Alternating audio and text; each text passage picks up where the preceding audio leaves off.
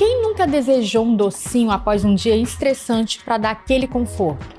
Se você já se perguntou por que isso acontece e por que nossos desejos alimentares vão além da simples necessidade de saciar a fome, este programa é para você. Embora todos estejamos familiarizados com a fome física, existe uma variedade de tipos de fome. Você sabia? De onde tem vindo sua vontade de comer?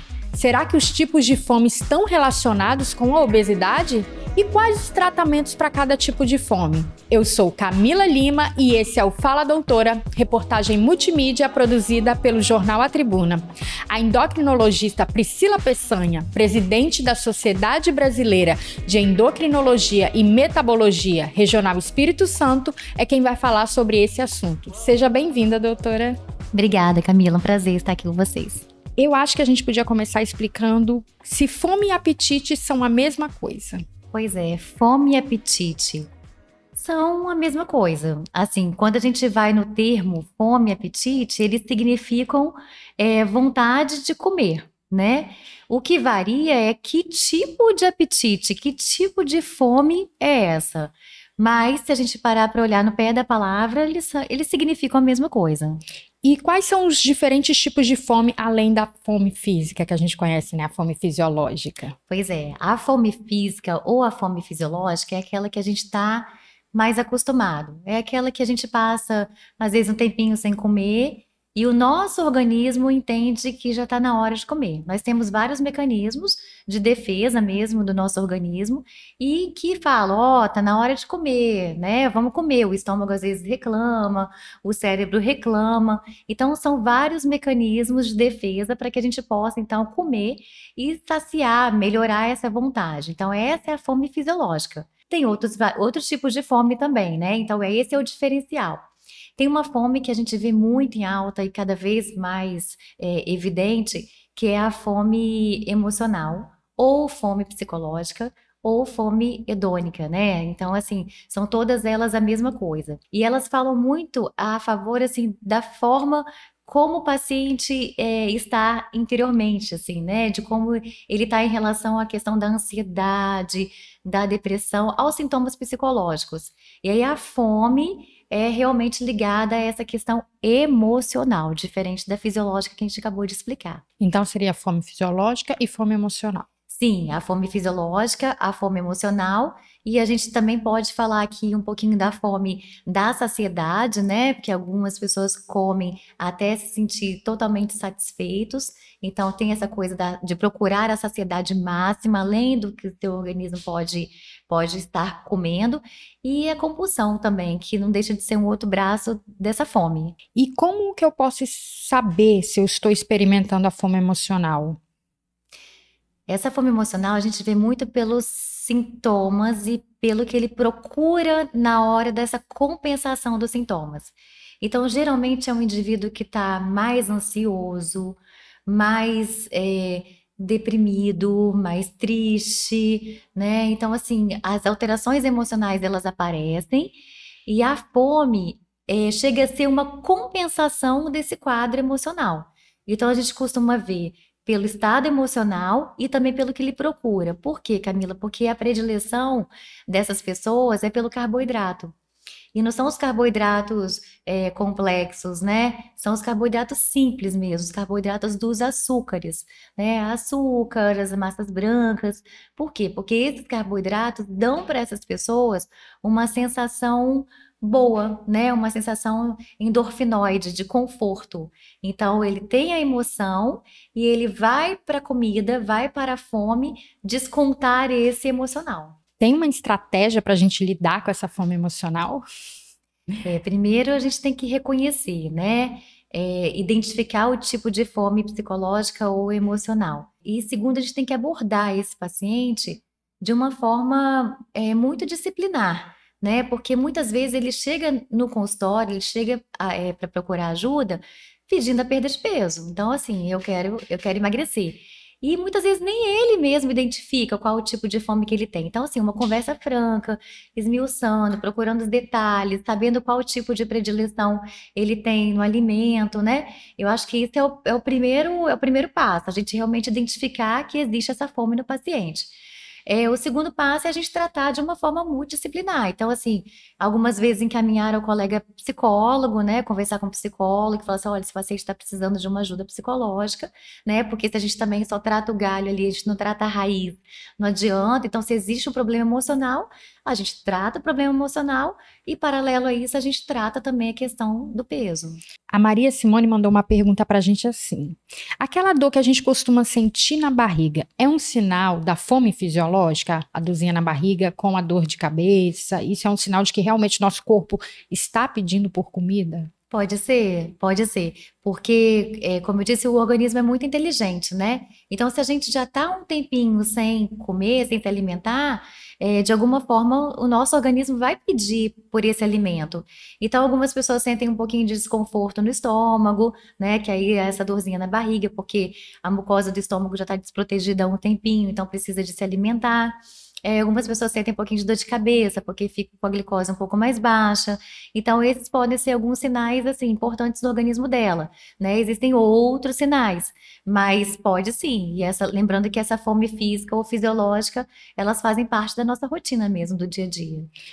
E o Osmar Júnior mandou uma pergunta justamente associada àquela que você havia falado anteriormente, em por que na fome por ansiedade, ele usa assim, né? Que seria a fome emocional. Não temos vontade de comer comida, mas sim besteiras. Ele, por exemplo, falou, dá vontade de comer um hambúrguer, uma pizza, assim, quando estou estressado, ansioso. Então, ele descreveu super bem essa fome psicológica ou emocional, porque é exatamente isso que acontece. A predileção é mais por alimentos gostosos, assim. Então, a pessoa tem a questão emocional e ela quer comer coisas que deixem ela feliz, né? Que deixem ela satisfeita, que libere essa endorfina. Então, ninguém come salada na fome psicológica, né? Ninguém acha que um pedaço de rúcula ali, que uma salada de rúcula com tomate, com alface, vai dar uma satisfação. Então é aquela questão, eu mereço, eu quero. Então, uma forma de compensar a minha tristeza é comendo. Então a procura maior é por besteiras, né? Por carboidrato, justamente por causa dessa compensação. E aí, para esses tipos de fome, para cada tipo, há um tratamento? Se eu tenho a fome emocional, a fome da... Quais que seriam esses tratamentos? Isso que é muito legal assim na medicina, né? Porque a gente consegue tratar cada paciente de forma individual e os tratamentos para obesidade que a gente tem tido agora nos últimos anos, graças a Deus, assim, a gente tem conseguido manejar de acordo com o perfil fenotípico de cada paciente. E esse perfil fenotípico é justamente entendendo o que cada paciente tem em relação à fome. Então, por exemplo, para a fome emocional, a gente tem algumas ferramentas de medicação, como, por exemplo, naltrexona, bupropiona, topiramato, que podem ser usadas para controlar o emocional desse paciente e, consequentemente, ter uma resposta melhor nessa questão da emoção. Para a fome da saciedade, né, assim, para a gente poder, na verdade, dar saciedade ao paciente, muita gente ouviu falar das canetinhas, né? Então, essa classe de medicação das canetas, ela pega muito essa questão da saciedade. É aquele paciente que vive falando que está com fome, né? Come então, e continua com fome. Come e continua com fome, come e continua com fome. Então, para saciar, a gente tem, no caso, esses análogos de GLP-1, que são essa classe que ajuda muito a controlar a saciedade. E tem também para compulsão, né? Então, existe uma medicação específica para compulsão alimentar, tem um nomezinho até feio, lisdexanfetamina. Nossa, e comprido. Lisdexanfetamina, que ajuda em casos específicos e diagnosticado de compulsão alimentar. Então, compulsão tem que ser, assim, geralmente até esse diagnóstico é feito até por psiquiatra também, que a gente vê o número de vezes que a pessoa faz essa compulsão e come tudo mesmo, intervalos pequenos, e tem que ver o número de vezes por semana. É um diagnóstico um pouco mais complexo, mas existe medicação específica para isso. Voltando a falar sobre os tipos de fome, é mais frequente em homens, mulheres, porque não existem dados, né, que a gente consiga falar. No Brasil, tantas pessoas sofrem com esse tipo de fome emocional, mas no consultório, vocês conseguem ver se acomete mais homens, mulheres, jovens, meia-idade? Essa fome emocional tem crescido bastante, né? Porque a gente viu que a pandemia trouxe muita ansiedade, trouxe muita depressão, muita síndrome do pânico. Então, acompanhando ela, essa questão da fome, e hoje a gente tem visto dessa fome psicológica, hoje a gente tem visto a obesidade. Muitas pessoas ganharam muito peso, né? Eu tenho pacientes que ganharam 30 quilos, assim, na obesidade, por conta dessa questão, 30 quilos na pandemia, por conta dessa questão da ansiedade. Agora, assim, mulheres, na época da menstruação, Sim. né, tem uma predileção maior por carboidratos. Na época da menopausa, a gente vê também que é uma mudança muito radical na parte hormonal. Então, a percepção que eu tenho, embora a gente não tenha dados muito robustos, é que essa fome emocional acomete mais mulheres. Mas a Assim, gente pode dizer então que a fome emocional ela tem crescido. Mais pessoas estão sendo acometidas pela tem. fome emocional. Tem crescido. Tem crescido e pode ter certeza que a pandemia trouxe muito isso à tona. A senhora já comentou, já citou aqui, mas eu vou só frisar, né, que foi notícia. Anvisa aprova a primeira injeção semanal para tratamento da obesidade. Saiu no nosso portal Tribuna Online no dia 2/1 deste ano. Já existia uma usada fora da bula, que a gente fala que é até o Ozempic, vamos falar aqui. Isso, para o pessoal entender. É, Aham. e também era usada de forma semanal. O que que difere uma da outra? Perfeito, Camila. Assim, essa medicação que está saindo agora, o nome comercial Wegovy, né? Só tem o fabricante, a gente pode falar. É uma medicação que vai sair na caneta, né? Numa dose de até 2,4 miligramas. E aplicação semanal, cujo nome do produto ali é semaglutida. Idêntico ao produto Ozempic, que já existe no mercado. Só que o Ozempic, em bula, ele não é para perda de peso. Em bula, ele é para tratamento de diabetes, né? Essa é a aprovação dele pela Anvisa. Então, se a gente olhar lá, a gente não vai ver que é para perder peso, embora a gente saiba que faça perder, porque a substância é a mesma. E o Ozempic, a caneta dele é de até 1 miligrama. Então, pensa que o Wegovy vai vir aí com uma dose muito maior do que a que já tem o Ozempic. E com essa indicação, a gente vai ficar muito mais tranquilo em prescrever o Wegovy para a perda de peso, né? Formalmente para perda de peso, aprovadíssimo pela Anvisa. E com essa dosagem maior, tem um tempo também de uso, porque muitas pessoas têm essa dúvida, né? Vou usar por quanto tempo? Uso para sempre? Uso 1 mês, 2 meses? Como que é? Boa. Não, você sabe que não existe assim uma contraindicação de um uso prolongado. Não existe.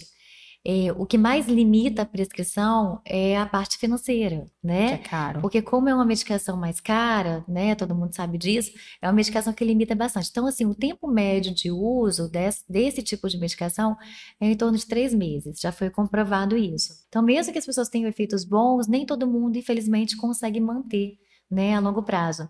Mas existem pacientes, por exemplo, que tratam diabetes com Ozempic. Eu tenho paciente que usa Ozempic há 3 anos, né? E tá super bem com o Ozempic, ele usa caneta de 1 miligrama. Então, assim, não tem são medicações ótimas, né, para tratamento a longo prazo. O que para mesmo é a questão financeira. Doutora, para finalizar, eu queria que você desse dicas, falasse com as pessoas, né, que hoje aprenderam a identificar os tipos de fome aí. Uhum. Identifiquei meu tipo de fome, sei que eu tenho um problema, o que que eu devo fazer? Ok, então, identificou o tipo de fome, isso já é um ótimo passo, né?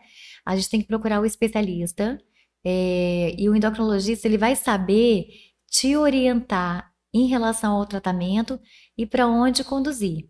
Porque, como eu falei, assim, esse tipo de fome, por exemplo, principalmente a emocional, tem muita coisa, tem muita mazela aí para poder ser tratada, né? Eu não vou conseguir tratar esse paciente só com medicação.